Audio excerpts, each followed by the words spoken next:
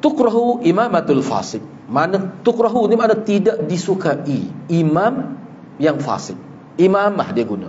Dia guna tamar butah tu. Jangan kita kata imamah ni maknanya untuk perempuan ni. Tak. Sini bukan maksud gitu. Tidak kata tukrahu imamul fasik. Tak. Orang Arab tak guna imamah. Sebab tu dalam kitabul imamah kita kata kitabul imamah. Tino kata imam ni. Tak. Bahasa Arab tu imamah tu dia bukan merutak tu, bukan menunjukkan perempuan. Imamah ni dia menunjukkan kepada kepimpinan. Orang jadi imam tu dia guna. Keperempuan pun digunakan ni kok, lelaki pun guna ni kok. Tu maksudnya. Sebab tu al-fasik. Kalau orang belajar bahasa al-fasik tu jadi sifat tu. Apa dia jadi kepada imamah tu. Cuma sini dia sikit tarki idafi lah. Tapi makna itu makna sifat. Tidak yang bermaksud orang fasik tidak disukai tampil menjadi imam, itu maksudnya.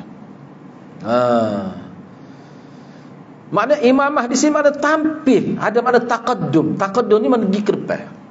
Itu maksud mendahului. Itu maksud imamah di sini. Ini dari sudut bahasa Arab, dari sudut lughawi. Tak kira lah dalam bab semaya ke bab apa, tak boleh. Sebahagian ahli bahasa Arab berkata al-imamah adalah kepimpinan orang Islam dan jawatan pemimpin. Tak apalah. Imam adalah khalifah, orang alim yang diikuti, orang yang menjadi imam salat, dan kalimah berkenaan boleh digunakan pada lelaki dan perempuan. Ini dari sudut istilah lah. Istilah tu macam-macam lah ulama bagi tu. Tapi kalau dari segi bahasa taqaddum, gidut depan, tu orang panggil imam lah tu dari sudut bahasa Arab.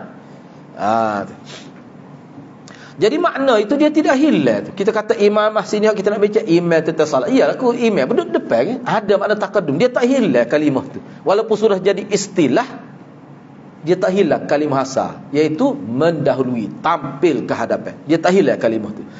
Tak kiralah kalau imam tu dengan maksud khalifah ke. Kalau Syiah tu lain lah. Syiah ni imam. Dan kalau dalam konteks Syiah bila sebut imam, mana orang yang dilantik oleh Allah. Tu takrif dia. Dia canggih takrif dia, imam dia. Sebab tu imam ni dia lebih tinggi pada khalifah. Bahkan lebih tinggi daripada jawatan nubuah itu. Dalam sesuatu kitab dia parut lagi lah. Ni kita tidak bincang tu. Dari sudut ahli sunnahnya, imam ni khalifah, orang alim yang diikuti, walaupun dia tak jadi tu imam pun. Orang yang menjadi imam salat jala juga. Dan kalimah berkenan boleh digunakan kepada lelaki dan perempuan. Ada sebahagian ahli bahasa Arab yang berpendapat jika perempuan yang menjadi imam, maka ditambah tarmabutah imra'atun imamatun. Ada yang kata begitu, khilaf lah. Setengah kata tak boleh belaka, tak, kalau bubuh pun tak apa, tak bubuh pun tak apa. Tapi kalau untuk perempuan dia terkena bubuh lah. Kalau untuk lelaki boleh, imamah pun boleh. Sebab dia boleh guna untuk lelaki dan perempuan. Ini dia panggil lafaz mustarak bainar rijal wan nisa. Baik, sebahagian mereka yang ahli bahasa mengatakan tambahan hak. Anda sebut tu tamarbutah tu sebab dia kira hak tu masa wakah dia bunyi macam ha. Imamah pada tak tamarbutah kena buat titik kalau tulis. Sebab tu dia kata tambahan hak. Sebab tu anda buat dari kurungan hak di sini tak marbutah. Tak sipu tu. Marbut ni maknanya yang diikat. Kalau buka jadi tamaftuh. Kalau ikat jadi marbut tu maknanya ikat tu jadi marbutah. Jadi sebahagian ahli bahasa Arab mengatakan tambahan hak yakni tamarbutah adalah salah dan yang betul adalah dihadzaf tak berkenaan. Alasan mereka kerana kalimah imam adalah kata nama, bukan kata sifat. Imam ni kata nama, dia bukan makna yang. Ini macam isim. Isim tu bukan, tak ada makna sifat. Jadi imam ni imam lah. Ada khilaf pula situ. Kukuk mana pun dia tetap bermaksud orang yang ditampilkan ke hadapan untuk memimpin. Hak tu tak hilang makna. Baik, tu. Hak itulah Imam Nasai buat kitabul imamah. Jadi imamah di sini sebenarnya dah lebih menjurus pada konteks imam salat. Baik, bab yang pertama, zikrul imamah wal jamaah, imamatu ahli al-ilm wal fadl. Perbincangan tentang imam dan jamaah. Imam adalah ahli ilmu dan orang yang ada kelebihan. Imam Nasai buatlah nak jadi imam ni dia mesti lebih daripada makmum. Tu asas dia. Supaya dalam kitab kita belajar tu lah. nak jadi tu imam ni, dia mesti lebih pada makmum. Mana kalau makmum tu kurang belaka, hak banyak kurang tu hak mana paling lebih di kalangan hak kurang tu, dia kena tapi jadi tu imam. Misalnya kalau gagak semua, hak paling kurang gagak juga, tapi paling kurang. Tak betul lah kau baca, hak mana paling itu? Tu. Itu maksud dia. Itu perincian dia lah dalam kitab tu kita belajar dah. Baik, Imam Nasa'i telah mengemukakan satu hadis di bawah bab ini, iaitu hadis yang ke-777. Wa bi qala akhbarana Ishaq bin Ibrahim wa Hannad bin Sari an Husain bin Ali an Zaidah an Asim an Zir an Abdullah qala lamma qubida Rasulullah sallallahu alaihi wasallam qalatil ansar minna amirun wa minkum amir. فأتاهم عمر فقال ألستم تعلمون أن رسول الله صلى الله عليه وسلم قد أمر أبا بكر أن يصلي بالناس فأيكم تطيب نفسه أن يتقدم أبا بكر قالوا نعوذ بالله أن نتقدم أبا بكر. Imam Nasa'i dengan sanad telah meriwayatkan hadis daripada Abdullah. Beliau telah berkata, setelah Rasulullah sallallahu alaihi wasallam wafat, maka orang Ansar berkata, ni hak berlaku di Saqifah Bani Sa'idah apa ekor daripada hak ni lah. Jadi kata puak Ansar, dari kalangan kami amir dan dari kalangan kamu amir. Mana kami pun ada pemimpin, wakil puak kami pun ada juga pemimpin hak nak ganti Rasulullah. Puak kamu pun ada juga wakil. Itu maksud dia, tu anda terjemah berdasar pada harfiah dia. Amir ni mana pemimpin politik di sini. Puak kami pun ada, puak demo pun ada. Tu kata Ansar. Umar datang kepada mereka lalu berkata, tidakkah kamu mengetahui bahawa Rasulullah sallallahu alaihi wasallam telah memerintahkan Abu Bakar menjadi imam salat kepada orang ramai? Kan kita bincang dah, 12 waktu disebut dalam setengah riwayat. 12 waktu, ya. Siapakah di kalangan kamu yang berasa senang hatinya untuk mendahului Abu Bakar? Siapa dia rasa hati dia tentera? Dia tawar diri dia nak ambil jawatan ni. Saya nak bakar dia tengah ada ni. Siapa dia rasa hati dia tenang? Saya nak tanya gitu. Hak ni pun selepas saya nama pun selepas sesat ada masalah saya nama apa ada masalah juga kan. Selepas Nabi wafat sebelum ni dia tak boleh terima, macam dia jadi panik buat seketika. Ni selepas tu dia pun boleh memikir molek dah. Tu. Siapa dia? Hati dia rasa senang kalau dia mendahului Abu Bakar. Ya taqaddam, dia mendahului. Tu tu kayak taqaddam tadi, taqaddum tadilah kita terjemah dari segi bahasa tu. Imam tu makna taqaddum, ya taqaddam, taqaddama ya taqaddamu, taqadduman, mutaqaddimun, mutaqaddam. Taqaddam la tataqaddam, mutaqaddamu, mutaqaddimu, tuqaddima yutaqaddamu. Tu dia punya tasrih tu kan. Kalau belajar bahasa Arab ni lah, daripada taqaddama ni lah. Dia guna ni dalam hadis ni. Siapa dia yang rasa senang hati kalau dia mendahului Abu Bakar? Sedangkan Nabi masa sakit itu, sebab Sayyidina Umar pun pernah dijadi imam. Nabi kata Allah tak sih, Allah nak Sayyidina Bakar jadi imam. Bagi setengah ulama dia kata tu, kalau tidak sampai peringkat nas pun isyarat yang kuat Sayyidina Bakar kena jadi imam. Baik, mereka menjawab, kita berlindung kepada Allah daripada mendahului Abu Bakar. Tak berani. Tak berani. Ni dia panggil asabiyah ghalibiyah kalau mengikut istilah Ibn Khaldun. Asabiyah ni maknanya asabiyah yang bukan asabiyah jahiliyah. Maknanya realiti membuktikan Abu Bakar tu lebih. Mana kalau latih orang lain tak akan jadi masalah. Bila ada seorang yang betul-betul berkualiti, betul-betul berkelayakan, tiba-tiba orang lain ambil tempat dia, tak akan jadi aman, tak akan jadi molek. Jadi Sayyidina Abu Bakar ni kedudukan siapa tahap tu.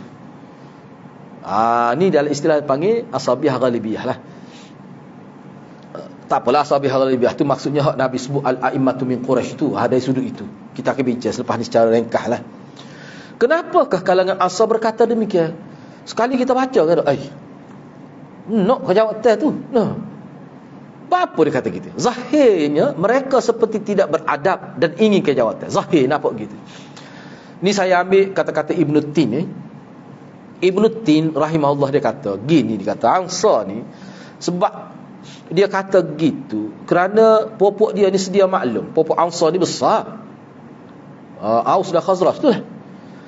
Kerana mereka sedia maklum tentang adat orang Arab, tidak akan dapat mengurus sistem politik dengan baik jika pemimpin bukan dari kalangan kabilah mereka. Dia dah nampak tu hak biasa. Puak dia ni pengalaman perang balah kih nak jawatan. Tu. Tapi kukuk mana pun anda tengok Dr. Ali As-Salabi kata cerdik puak dia ni. Bila Abdullah bin Ubay bin Salul kan, dia guna media pada waktu tu akak diri dia, jadi orang setuju nak lantik dia. Dia sebenarnya kita kata pelantikan resmi saja tidak buat, persiapan sudah dibuat. Tapi puak-puak Ansar masa ni tidak atas nama Ansar lagi. Mereka terdengar. Dia kata ada Nabi Mekah ni bunyi khabar. Dia kata rugi kita ni. Tak boleh. Dia memang dia nampak dah Abdullah bin Ubay ni masalah. Hak tu dia mari sampai Aqabah pertama, Aqabah kedua tu. Bila gisi betul sungguh. Memang dia kata tak boleh ni. Tu dia pergi gaya Nabi. Dia pergi tu pun dia tahu lama dah tentang Nabi, tapi dia pergi tu pada waktu di saat-saat Nabi sangat memerlukan bantuan luar. Ke waktu tu, ke waktu ambang hijrah tu kena molek. Tu bila pergi tu gak lantik Nabi selalu jadi ketua. Hak tu dia terbakar perut Abdullah bin Ubay tu. Dr. Ali As-Salabi ulah tu. Dan di situlah dendam Abdullah bin Ubay. Kalau Muhammad tak mari, aku dah jadi ketua Yathrib pada waktu itu. Itu antara sebab dia lah yang disebut. Baik, jadi Ibn Tin kata Ansar ni dia terikat dengan adat lah. Maknanya kita ni duduk di Madinah, kita ni tuan rumah, kita ni kabilah besar. Jadi kita, sebab tu dia bukan minta jawatan tu dia nak monopoli. Kami kena ada juga pemimpin. Kamu pun ada, biar ada kedua-dua. Tak sebab balah lah. Sebab kami ni urus penyokong amal ni. Hak duk belakang ni kadang-kadang boleh tak dengar kata. Baik, cuba kita tengok di sini. Sebab tu Ibn Tin kata begitu. Dia bukan kata kami nak jadi pemimpin. Dia tak kata gitu. Puak kami pun ada, puak demo pun ada, kamu pun ada. Dia kata begitu. Dia bukan nak bolok jawatan ke dia semata-mata. Tidak. Namun sebaik saja mereka semua mendengar hadis al-a'immatu min Quraisy. Hak ni saya nak baca ni. Maka hilanglah segala pandangan dan adat resam mereka kerana kekuatan ittiba' kepada Rasulullah. Kena hadis tersebut dia senyap selalu. Patutlah ada kelebihan Ansar ni. Disebut dalam Quran. Ni lah. Kena hak tu sah. 3 perkataan al-a'immatu min Quraisy. Senyap selalu. Bahkan mereka telah sebarkan hadis ni. Mereka cuba memberi kesedaran kepada puak Ansar, jangan ambil jawatan ni. Ni Nabi kata dah. Kalau kita beriman kepada Nabi sebagai Rasul, ni dia kempen pula puak dia, jangan ambil jawatan. Kita tak terima ni kerana kita faham maksud al-a'immatu min Quraisy. Sebab tu saya nak bakal kata, kami pemimpin, kamu wuzara, kamu menteri-menteri. Sebab tu saya nak bakal latih puak dia jadi menteri. Hak yang dikatakan a'immah tu hak duduk depan sekali. Hak ni lah. Email tu email tak boleh dua. Tu email dua ke? Zaman dulu tu email dua ni. Tu pun dia main lain-lain. Sebelah ini tidak depan dua gitu. Pak Ambo tahunya. Gagal tu email dua. Main dua. Tak boleh dia kena. Jadi mana pemimpin hak tertinggi, hak orang panggil gati Nabi. Hak nak duduk depan seorang. Hak belakang ni menteri jawatan ni hak tu memang boleh lah. Bapak Ansar ni. Kata Imam Qurtubi, jika telah ada nas daripada Nabi SAW bahawa individu tertentu yang mesti menggantikannya, sama ada dari kalangan muhajirin atau ansar atau mana-mana kalangan, maka sudah pasti para sahabat tidak akan berselisih dalam masalah ini. Ini adalah pandangan jumhur ahlus sunnah wal jamaah. Sebab tak jelas tu lah. Namun pihak yang berpendapat bahawa Nabi SAW telah menaskan Abu Bakar sebagai khalifahnya adalah dengan usul kulliyah dan petunjuk-petunjuk semasa yang mengisyaratkan kepada beliaulah yang lebih berhak dengan jawatan berkenaan. Wallahu alam. Ni kata Imam Qurtubi. Baik, usul kuliah ni apa maksud? Usul kuliah ni begini. Usul kuliah ni mana tengok dari segi kita kata Sayyidina Bakar daripada Mekah lagi. Bagaimana dia antara orang awam memeluk Islam. Dia dipanggil as-siddiq. Banyak. Banyaklah. Itu mana usul kuliah tu maknanya orang yang paling ada kredibiliti. Tak ada orang boleh lawan dia. Lepas tu orang panggil petunjuk-petunjuk. Tengok tadilah semaya, jadi tu imam, banyak perkara. Lepas tu tugas-tugas penting bila akhir hayat Nabi, banyak Nabi bagi kepada dia. Perkara-perkara gitu. Jadi kalau kita kata usul kuliah usulmu, mana kalau kita tidak tengok tadi pun dari segi kepribadian Sayyidina Bakar tu pada waktu tu, Sebab orang kita kata Pokok Madinah ni sebelum Sayyidina Bakar berhijrah, dia tidak kenal sangat Sayyidina Bakar ni. Jadi cerita-cerita Sayyidina Bakar disebut As-Siddiq dan sebagainya, itulah. Setengah ulama kata hak tu tidak usul kuliah lagi tu. Hak tu maksud sebagai isyarat. Tetapi bagi setengah ulama dia kata hak tu jelas dah tu. Cuma Nabi tak sebut nama je. Hak tu lah ulama kata tak sebut nama, telah orang panggil tidak sampai peringkat nas. Isyarat saja. Dia usul kuliah ni ada setengah ulama sebut di sini maksudnya usul dalam pelantikan pemimpin. Orang panggil majoriti. Siapa dia gini sebenarnya. Usul kuliah ni ana sepak rujuk juga dalam beberapa kenyataan ulama. Baik. Dia panjang cerita dia. Sayyidina Umar, Sayyidina Bakar. Memang Sayyidina Bakar sebut sesuatu kelebihan Ansar begini. Kalau kita nak kira kelebihan, semua ada kelebihan. Pokok Muhajir ni ada kelebihan dia. Gini. Sayyidina Bakar sebut. Pokok Ansar pun gini. Kabilah-kabilah lain pun ada. Sama. Semua perang lah. Kau tu nak tahan Islam. Kalau kita nak kira hak tu, tak terlantik pemimpin hari ni. Tu. Sebab tu setengah ulama kau usul kuliah tu, itulah al-a'immatu min Quraisy tu. Hak tu tak boleh nak pergi. Nak kata siapa tu? Kalau nak kata lebih, kita tolong Nabi. Pokok Ansar pun ada. Pokok Muhajir pun ada. Pok demo mari, tak ada rumah, kita rumah. Siapa kita cerah bini kita. Kalau nak ukit lah tak. Ada kelebihan. Kelebihan ada lah ke. Lepas tu, lagu mana nak kira ni? Hak tu ya, dia kata amir. Minna amir wa minkum amir tu. Pokok kita biar ada dua tua, tak apa. Takut balah tu lah, takut balah. Mana takut balah.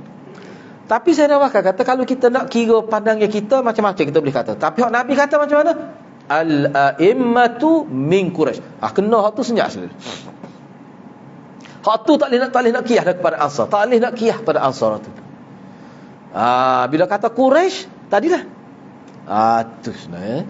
Sebab itulah, ialah bagi anak lah. Kalau kita ada sampai tu, boleh kau orang politik. Maknanya kalau gila kuasa, mari berhadis, 3 hadis, boleh apa.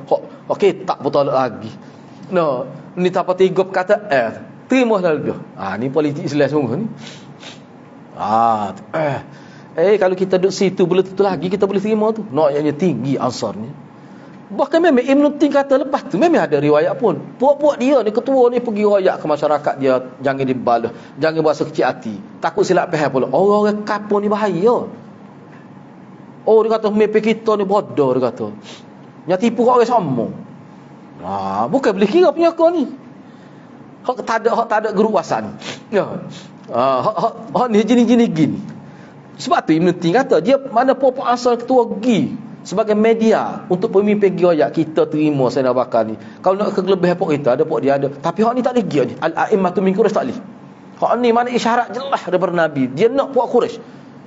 Gak mari pula Nabi bila solat, bila Nabi sakit solat Sayyidina Bakar sampai 12 waktu. Semua orang tengok tu.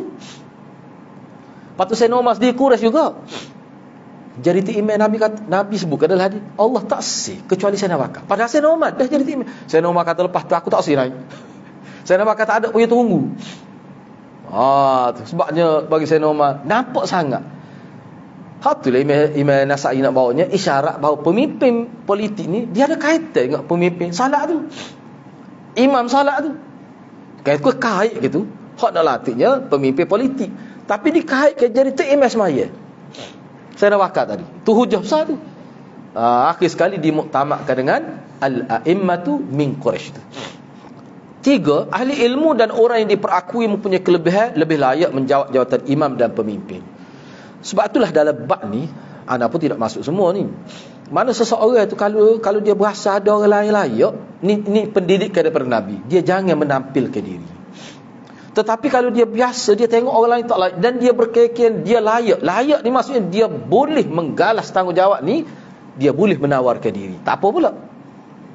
Sebab itulah ulama kata dalam kisah ni betul-betul orang itu ikhlas. Kalau dia ikhlas, dia tawar diri sebab dia rasa dia boleh buat. Tapi bila ternyata tak boleh buat, tengok orang lain lepas tu, kena wira orang lain lah. Jangan duk pegang sampai kiak-kiak bunyi, tak boleh lepas lagi dah. Tu tak boleh lah. Tu berat lajat lah tu. Dia bagai-bagai lagu ni, dia kena ambil kira hak Nabi sebut dosa pahala, jadi masuk neraka memimpin. Dia kena ada dalam pahala. Kalau tidak, hadirat. Tu beza politik Islam dengan politik tidak Islam. Dah terbukti kita tak boleh buat. Jangan pula kita kata aku tak boleh buat, orang lain pun tak boleh buat juga. Ya kau gitu. Takut orang lain boleh buat. Tu payah ni bab ni. Baik. Yang keempat, orang berilmu lebih diutamakan daripada orang yang pandai Al-Quran. Sayyidina Abu Bakar dilantik menjadi khalifah Nabi sallallahu alaihi wasallam, walaupun Ubay itu lebih mahir Quran. Sebab Ubay ni kan antara baca Quran paling sedap lah. Hebatlah dia ni. Tapi nak kira dari segi mereka tak boleh. Dia kaedah itulah juga Ibnu Umar guna untuk Yazid tu. Bila sampai maklumat pada dia, maknanya dia ajak berbincang jugalah. Mana ditanya dia bagaimana ni Muawiyah nak latih anak dia Yazid. Apa Ibnu Umar kata? Ibnu Umar ni orang berkecuali, dia tak berpihak pada mana-mana. Dia kata kalau nak kira ramai lagi orang lain yang lebih alim daripada Yazid. Tetapi dalam bab siasah, kalau kat orang lain, kamu boleh lihatlah kepala-kepala masyarakat akan tergolek seperti tergoleknya buah Hanzal itu. Maknanya dia iktiraf Yazid ni bukan dari sudut dia tu alim, dari sudut bakat kepimpinan. Sebabnya anda baca sejarah Yazid ni rupanya dia memegang jawatan ketika umur 18 tahun 17 tahun lagi. Sudah dia pegang dah jawatan ini. Mana terlatih dah begitu. Enggak kita kata setengah-setengah sahabat mahal Quran apa. Memang tak terlibat politik pun. Kalau jawatan jangan kita ingat bila ulama dia ni alim maka dia boleh memerintah. Tak mesti begitu. Tak mesti gitu. Tapi kadang-kadang yang tidak dipanggil ulama pun dia mampu, dia ada bakat bab tu. Sebab itulah ulama kata kukuk mana pun dia tetap jadi kebaikan. Kalau orang memerintah dia tidak ulama, tetapi bila digabungkan antara umara dengan ulama, dia jadi molek juga.